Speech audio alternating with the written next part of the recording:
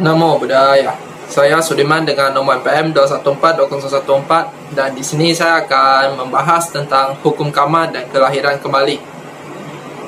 Hukum karma dan kelahiran kembali menurut Cornelis Bower.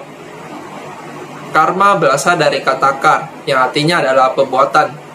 Beliau mengatakan di alam agama Buddha, satu perbuatan diklasifikasikan sebagai karma bukan karena tindakan saja, tetapi harus disertai niat atau kehendak saat melakukannya.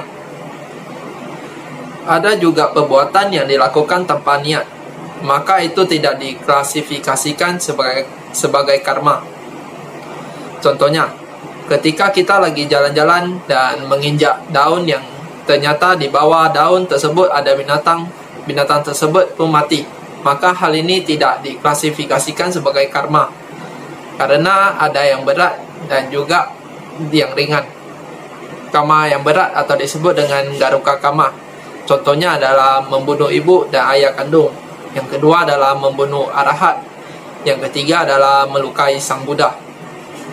Hal ini merupakan karma berat yang lebih dulu berubah daripada karma buruk lainnya. Karma tidak memandang ia bangsa atau agama apa. Jika dia mempunyai sifat jelek, maka karma tetap berjalan. Orang Budi selalu dididik untuk membiasakan diri mengontrol pikiran dengan cara bermeditasi supaya pikiran diarahkan pada hal-hal yang positif. Berbicara tentang waktu matangnya karma, ada karma yang kita buat pada kehidupan sekarang ini akan berbuah jika pada kehidupan sekarang. Ada juga karma yang kita lakukan langsung juga berbuah.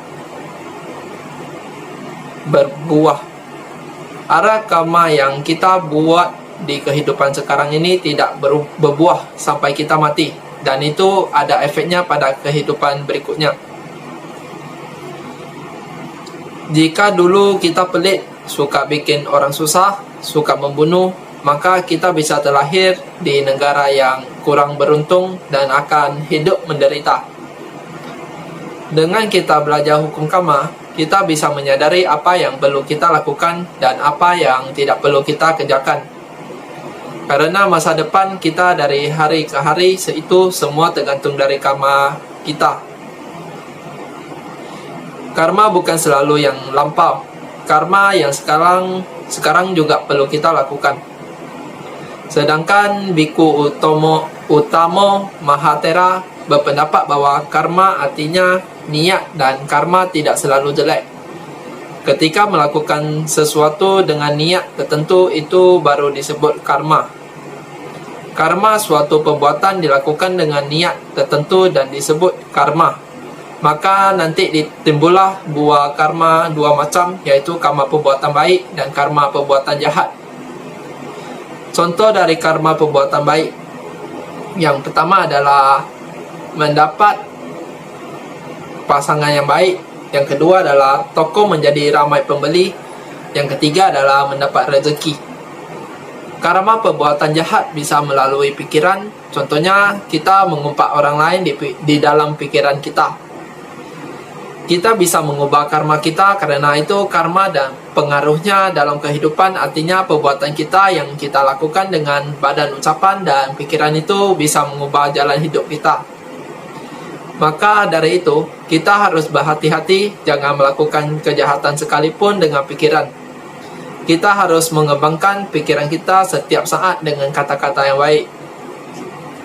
Ada 4 macam karma. Yang pertama adalah karma melahirkan. Yang kedua adalah karma mendukung. Yang ketiga adalah karma yang mengurangi dari perilaku kita sendiri. Yang keempat adalah karma yang memotong. Karma sangat besar untuk perilaku kita dan sangat besar pengaruhnya untuk jalan hidup kita. Kerana itu, berbuatlah kebajikan sebanyak-banyaknya dengan pikiran, ucapan, dan perbuatan pada diri kita sendiri, sehingga akhirnya kebahagiaan menjadi milik kita karena karma berpengaruh untuk kehidupan kita. Sang Buddha pernah membabarkan syair berikut. Apabila buah dari perbuatan buruk belum masak, orang bodoh menganggap hidupnya manis seperti madu. Namun apabila buah dari perbuatan buruknya telah masak, maka orang bodoh itu akan merasakan pahitnya penderitaan. Sekian dari saya. Jika ada kesalahan kata, mohon dimaafkan. Namo Buddhaya.